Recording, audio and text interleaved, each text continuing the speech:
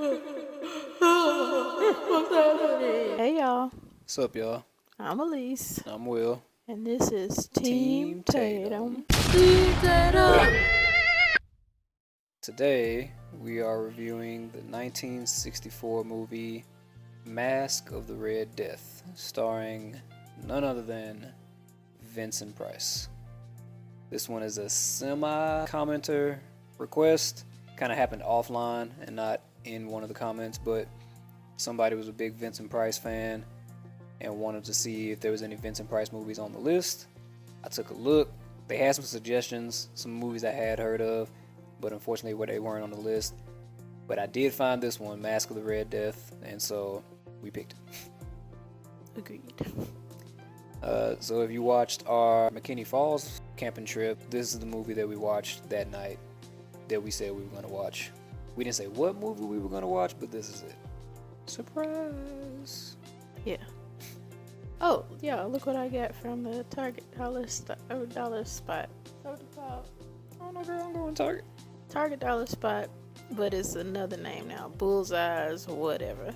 Target people, y'all know what I'm talking about. But look what I found the other day.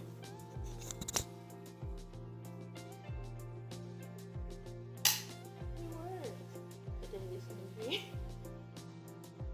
Masque of the Red Death. Action. Something like that. Didn't have a microphone that whole time. Hopefully y'all can hear me from Williams. We'll find a use for it. It wasn't a bad purchase, and it was only $1. So anyway, Masque of the Red Death is, like I said, starring Vincent Price, and he's Prince Prospero. I think is how you say his name. It's been a minute since we watched the movie. Forgive us.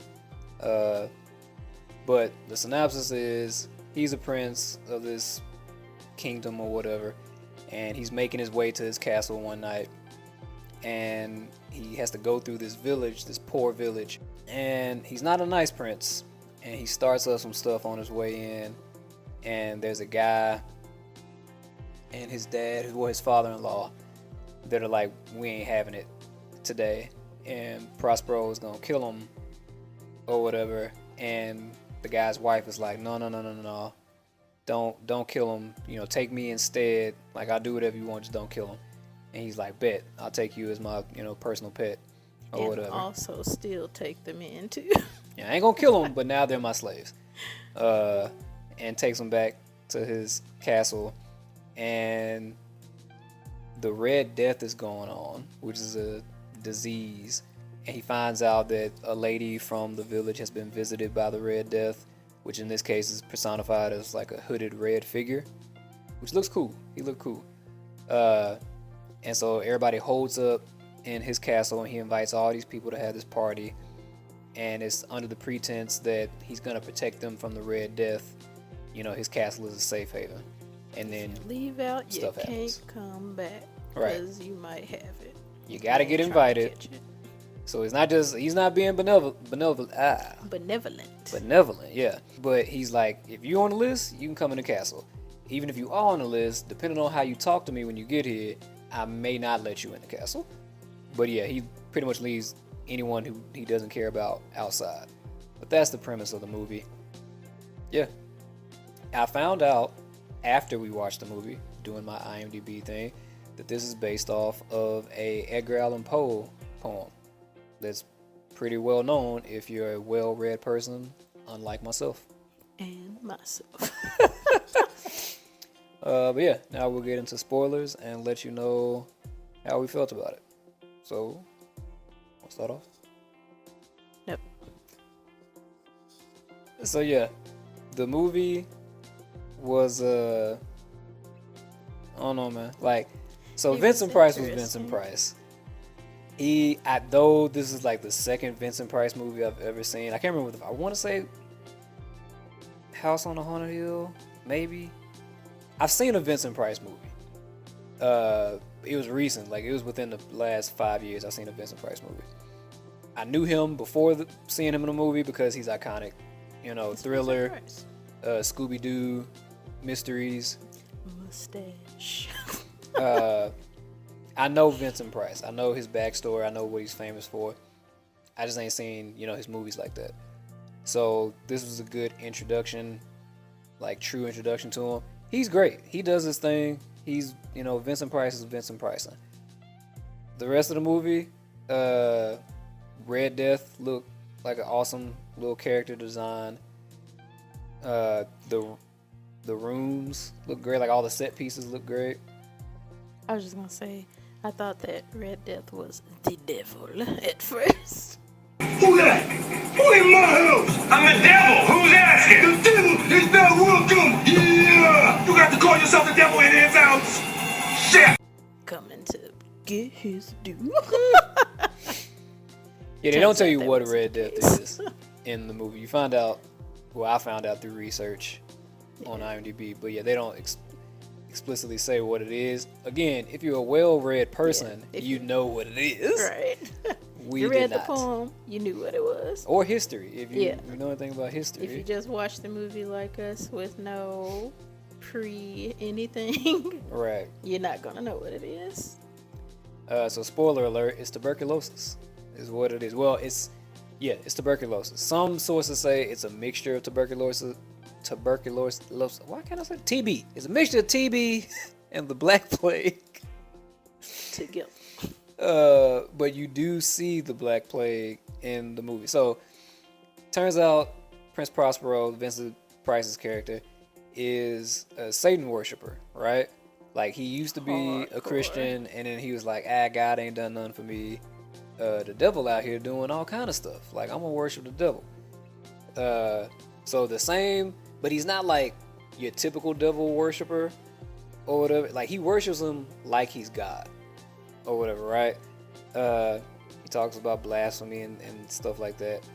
But basically it was a ruse getting all these people to be in the castle, because he basically wanted to make a sacrifice for the Red Death, like for not for the Red Death, but for the devil himself. The Red Death is confused with being the devil. Like, we were confused. We thought it was the devil, but it was the embodiment of the Red Death, and it's the real life person that they can talk to, shake his hand, and all that, in a red cloak with red hands. You don't see his face. What little of his face you do see, it's red too.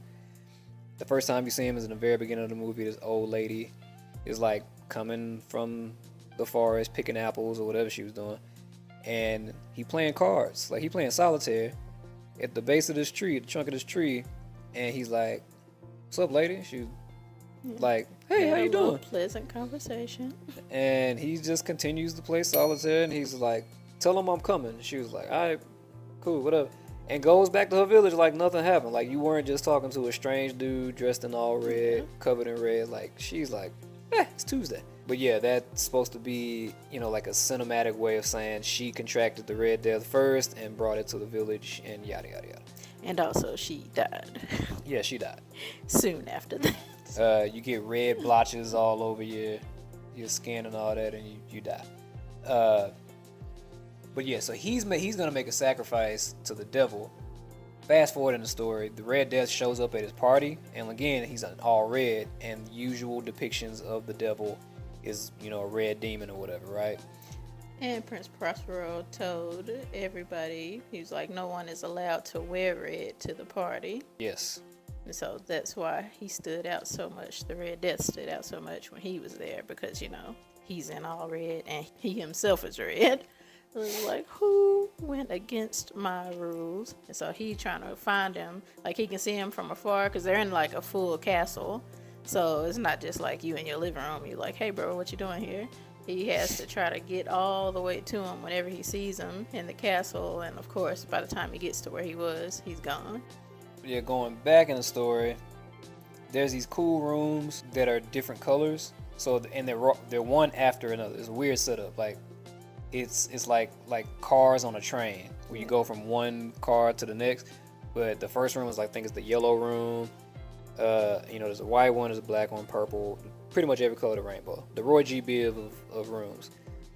And the last one, I believe, is the black room. Mm-hmm. And that's where he's doing his like satanic stuff. And he got this girl there. Like, I don't know if it's his wife or if she just like want to be his wife. She wanted to be Satan's wife, the woman that was there. She did want to be Satan's wife. But she down for the cause. She a rider. She down for whatever. So any of the satanic stuff he doing, I mean, she about that life. When he brings old girl back, her name is Juliana. She's like, oh, you coming into my territory? Like, she wasn't having it. She didn't like Juliana because she was like, I'm gonna be Satan's wife, not you. So, you know, she giving her mad static as soon as she come up in the castle. We don't really care about her whack husband and her even whacker daddy. Like, before they got brought to the castle, he was like, I'm gonna let y'all live, but one of y'all gotta die. So when I say let y'all live, I mean I'm not gonna kill both of you. But if you decide who dies, like, I'll let the other one live, and then I'll bounce from this village. I ain't gonna kill everybody. And as a father, and at his age, he's not that old, but in medieval times, it's like, you're old, Right. you're He was knocking ancient. on the door at that Yeah, he's in probably time. like 40. But back then, that was basically being 80. Right. And he didn't say nothing. He wasn't like, you know what, I'll let you kill me. Like, I've lived my life, just protect my daughter. He was like, Guess we'll see who wins. right, he didn't say nothing. He probably had 10 lines the whole movie. He didn't say hardly anything. He didn't say nothing, and the son-in-law was like, I'm not gonna attack my father-in-law. Now, Prospero is that guy.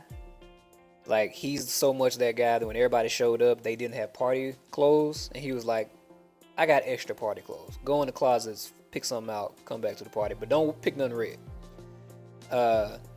And so he get bored at the party and start making people do dumb stuff, like act like a monkey and all of that. Like, And you're they a just pig do it. now. Right. Do it, and they get on the floor. Yeah. Living their best life as a pig. Like, not even like, oh man, why you make me do this? They were happy about Willingly. it. Like, he's that guy. They're like, anything to keep this dude like happy so I'll be on his good side, they was willing to do it. And the whole time he's trying to convert Juliana to Satan's side, and she's like, nah, you know, I'm down with I God. love Jesus. And yeah, there's surprisingly a little person in this movie, and he's not really cracked on for being a little person. His name was Hoptoad, I think. Hoptoad. Hoptoad. Yeah, it's Hoptoad. And he's married to a little woman. She's not the same, like, she's, what is the condition where you basically look like a child but you're grown? I don't know what the medical term for it is, but, or scientific term, whatever. But she's clearly an actual, like, 10-year-old in child. real life, yeah. But they dubbed a grown woman's voice over her. And yeah, that whole scene, But no one knew that they were married. It was a secret marriage. yeah. They're performing, and one of the guests who wants to be Prince Prospero, like, he wants to be in the spotlight. You want my spot flash? Huh? Well, you ain't gonna get it, cause you ain't got it. He basically disrespects. Yeah, she accidentally tripped and like bumped into him or something while she was performing, and he was like, "How dare you touch me?" Blah blah blah, going all off on her. Did he hit her or something? Yeah, I think he hit her. I think he backhanded her. And Hoptoad was ready for the smoke. He pulled out his knife and was like, "We can go, bro." And Prospero was like, "No, no, no." So he's like, "I bet." So he sheathed his knife back. But later on in the movie, he gets his revenge. He burns that dude alive In front of everybody. in front of the whole party. So that was comical. Just because the dude, like, he was going along with it, not knowing what was happening. I was like, do you not see what's happening? This dude is in the midst of murdering you right now. But yeah, long story short, Juliana never converts. His Prospero's like main concubine is like, she was using him to get to Satan. And once he pretty much started focusing on Juliana, she was like, well, forget this dude. I'm about to go direct. Like, forget the middleman. Myself. Yeah, I'm gonna go to the source. And so she starts carving, She Antichrist branded herself. stars into her chest and all of that, and doing her own little rituals. And she was like, I don't need you. I'm married to Satan now. That's my man. Or whatever. And then some ravens wound up clawing her to death. Like, For real. it was Hardcore. graphic. It was, especially for 1964. I was like, man, crows took her out. Ravens took her out. And Prospero was like, that's what you get. Right. But yeah, at the end of it, Red Death pops up and he was like, you thought that you was running things like I run stuff. You running things. And kills everybody at the party except for Juliana. Yeah. He told her, he was like, you get somebody and leave. It was a kid. Oh yeah, so somebody left the party and then tried to come back. Well, they left the house, they tried to come back, and Prospero was up. What's those things called? You know those walls on castles? The top of the wall. He's at the top of the wall. Where the walls. guards walk around. He was on that. And he was looking down, was like, you can't come back in here. He was like, come on, baby, I was in here already. He was like, you left out. You might have Red Death now for all I know, and you're going to get everybody infected. He was like, well, at least take my baby, take my child. It was a man, his wife, and their child. And he was like, all right, I'll let y'all in. Turned around, he was like, kill everybody, to the guards. And they were immediately like, all right. Pow. With the bow and arrow, shot the man and the woman, and he went to kill the child. And he was like, not the child. He was like, you sure I'll do it? He was like, don't do it. Back up. So first the man started pleading, and he was like, come on, let me in. I'll let you have my wife. I'll let you have my wife. You can do whatever. And he was like, boy, I've been done had your wife. Been there, done that. And she was like, shut up, B. Samson and Sheila. Mama felt, shut up, bitch. The man looked at her like, how dare you? And he was like, you just literally gave me up to save your own hide, and now you upset that I done gave him some and you didn't know about it? That was hysterical. The villagers come and they try to get saved, and he was like, nope, kill them, and again shoots them. Everybody getting shot. Everybody getting shot that's outside. The security did not play around. Arrows to the throat all day. But yeah, inside the party, everybody think they straight. And, you know, Red Death comes and is like, everybody, I'm airing out the place. So Prospero is like, yeah, this is great. This is all the sacrifice from Satan, right? And Red Death was like, no, I don't roll with that dude. This is me. You dead too. You not special. And Prospero dies. He was like, show me your face, Lord. Please show me your face. And Red Death took his hood off. Surprise! It's Vincent Price's face. It was him the whole time. Well, you know, it was a reflection of him. It was Red Death the whole time still. But when he saw his own face, he was like, what's happening? And then he died too. And then at the end of the movie, all the plagues meet up. Like, it's a family reunion. The Black Plague, the typhoid fever, like, it's all the colors. So every room. Black, yellow, red, orange. Was it a blue one?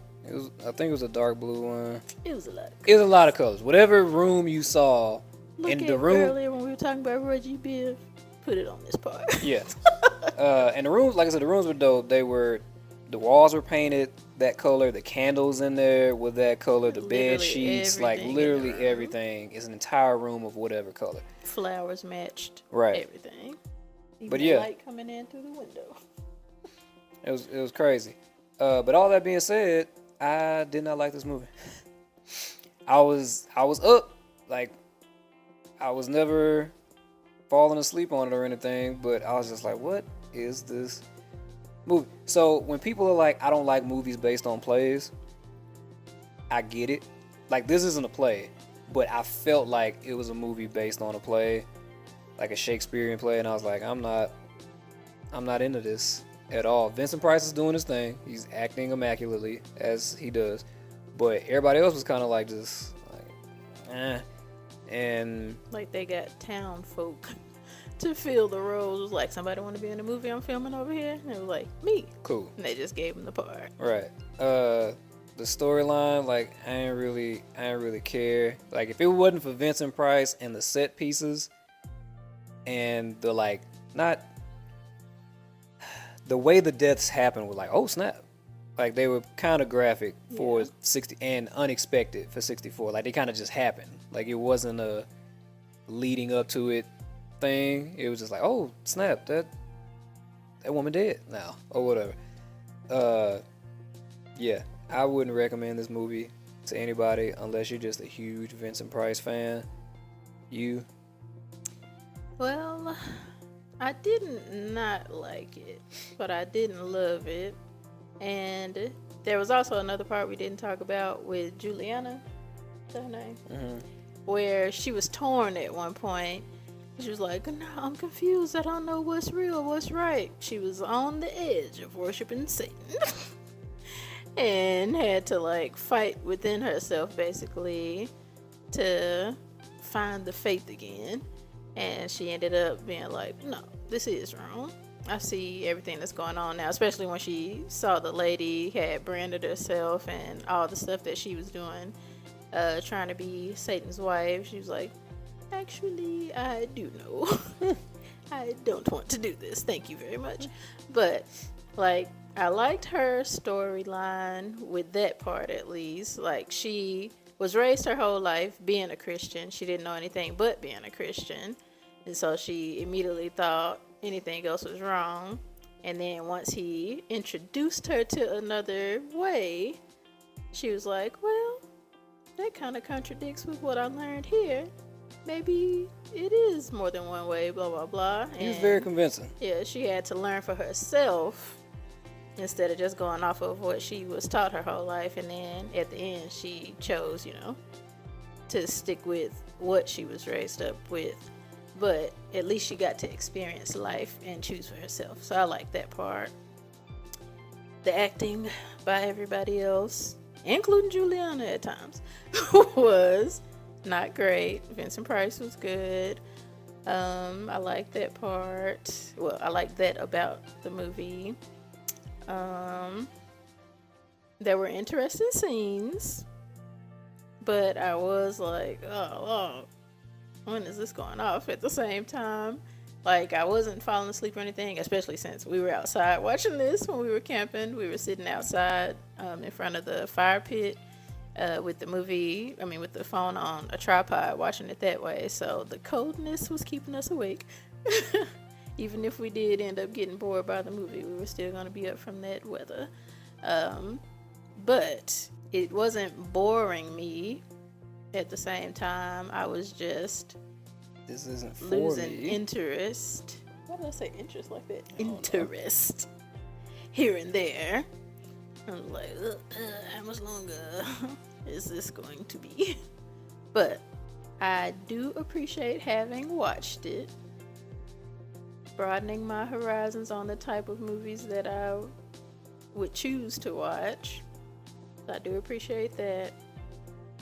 And I would recommend it if you are an Edgar Allan Poe fan or a Vincent Price fan, to see how they were able to turn the poem into a movie, or to see, Vincent Price doing what he does.